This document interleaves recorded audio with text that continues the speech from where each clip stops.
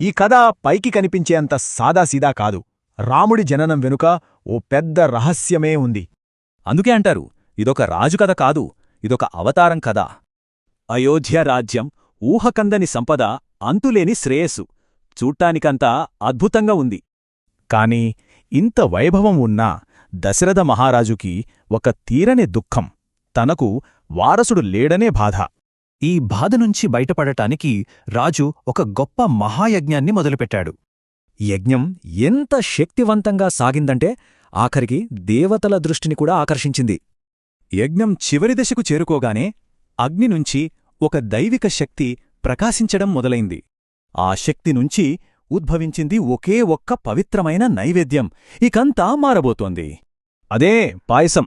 రాజు ప్రార్థనలకు దేవుడిచ్చిన సమాధానం ఒక బంగారుగిన్నెలో.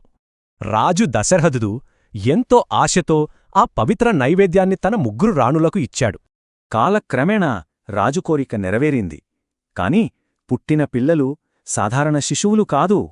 ముఖ్యంగా వాళ్లలో పెద్దవాడు శ్రీరాముడు అస్సలు సాధారణ మనిషే కాదు. అతను సాక్షాత్తు మహావిష్ణు అవతారం, మానవ రూపంలో భూమిమీదకు వచ్చాడు. ఇక్కడే అసలు ప్రశ్న, ఒక దేవుడు మనిషిలా ఎందుకు పుట్టాలి? అసలు ఎవర్ని నాశనం చేయడానికి ఈ అవతారం ఎత్తినట్టు?